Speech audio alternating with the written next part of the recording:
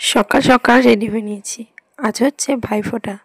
তো ভাইফোঁটার সব কিছুই মানে সমস্ত আয়োজনই হচ্ছে বড় জেঠুদের বাড়িতে। তো সেখানে যাচ্ছি আর কি। আর এই যে হাতে আমার আলু ভাজার বাটি। তো যেহেতু আমি একটা বছর কলাই ঘুগনি খেতে পাবো না, আর আজকের মেনু ঘুগনি করেছে আর কি। তো সেই জন্য মা আলু ভেজে দিয়েছে, ওটা দিয়ে লুচি খাবো। ছেলেকে আগে স্নান সেরে রেডি করে দিয়েছিলাম। তো ও চলে এসছে মানে ছোটো দাদার সাথে দিয়ে জেঠুদের বাড়ি আর কি। আর আমি এই যে বসে বসে ভিডিও করছি ভাইফোঁটার, যেহেতু এবছর আমার ভাইফোঁটা হবে না। তো সেই জন্য ভিডিওটা করে দিচ্ছি। আর এই দেখো কেমন প্রণাম করছে। এই বছরে একটা দিনই কিন্তু প্রণাম করে, তাছাড়া আর কোনো দিন প্রণাম করেন। মা দুই জেঠুমা বাড়ি চলে গেছে ফোঁটা দেওয়ার জন্য। তো সব রান্না বান্না মানে রান্না করছে মেজো দিদি, কিন্তু ধোয়া পাগলা সব কিছুই আর কি আমাদের চারজন মিলে করতে হবে। সেই জন্য ফোঁটাটা একটু তাড়াতাড়ি দিয়ে নিচ্ছে। আর এবছর আমার পিসিমণিরও ফোঁটা হবে না, সেই জন্য পিসিমণি আসেনি, আর বাবারাও ফোঁটা পায়।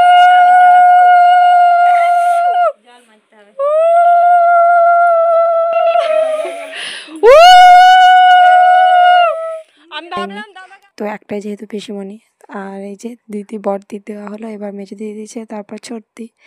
একে একে ফোঁটা দেওয়া হচ্ছে আর আমি দেখছি, আমার ছেলেও দেখছে।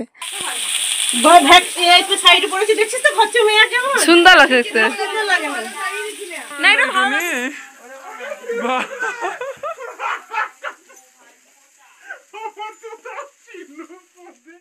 ভাইফোঁটা দেওয়ার পর সবাই মিলে একসাথে খাওয়া দাওয়া করে নিয়েছি। তো মেজো দিদি তরকারি রান্না করছে আর বড়দি ভাতের দায়িত্বে। আর এই যে এদিকে ছোটো দিদিতে আর আমাতে এসছি বাসন ধোয়ার জন্য। তো আমি তখন দৌড়ছিলাম, কারণ ও আগে আগে চলে গেছে। তো আমি ভিডিও করছি, হয়তো বকবে সেই কারণেই। তো যাই হোক, তারপরে এই যে শেষ অবধি আমাকেই লাগতে হয়েছে, গ্যাস শেষ হয়ে গেছিলো। আর একটা নতুন গ্যাসও ছিল, কিন্তু সেটা আর মানে কেউ পারেনি লাগাতে। তো সেই জন্যই আখাতে রান্নাটা হলো, টকটা আর কি, ওটা আমি রান্না করলাম।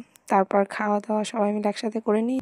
তারপরে এই যে তিন বোনপো নয়, সরি, দুই বোনপো আর ছেলেকে নিয়ে চলে এসেছি বোম ফাটাতে।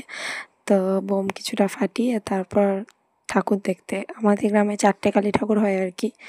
তো সেটাই দেখার জন্য চলে এসেছি। আর এই যে আমার ছেলে গান পেয়ে কি নাচছে, সাথে দাদারও হাত ধরে নাচাচ্ছে আর কি দাদাকে। তো এই যে একটা মা, মেজো দিদি আসতে পারেনি, ওর একটু শরীর খারাপ আর কি, সারাদিন খাটাখাটনি করে ও আর আসতে পারেনি। তো আমরা সেই জন্য 3 বোনেই আসলাম। ওকে বললাম, তো ও বললো আমি যাবো না, তোরা চলে যা। তো সেই জন্য 3 জন এসেছি। আর এই যে শাড়িটা পরিনি, ভাইফোঁটা হবে না সেই জন্য দিনের শাড়িটা পরিনি, রাত্রেই পরলাম। দেখলাম ঠাকুর দেখতে যাচ্ছি যখন, তখন শাড়িটা পরে যাওয়াই ভালো আর কি। তো আর ছেলে তো যেই প্যান্ডেলেই যাচ্ছে, মানে এত জোরে গান বাজছে যে ও নাচা শুরু করে দিচ্ছে, এতটাই নাচতে ভালোবাসে কি আর বলবো। আর এই যে এখানে মানে এই পাড়াতে আজকে ভোগ দিয়েছিল আর কি, মানে রাত্রে ভোগ হয়েছিল। তো সেই জন্য এখানে গান বাজছিল না বলে ছেলে এখানে 1 মিনিটও দাঁড়ায়নি, মানে হাত ধরে টানতে টানতে নিয়ে চলে আসছে।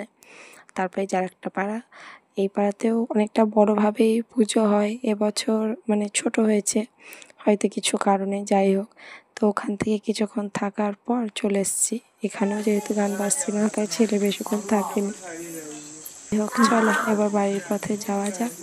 বাড়ি গিয়ে শাড়িটাই চেঞ্জ করে আবার সেই দিদিদের বাড়িতে আজকে খাওয়া দাওয়া।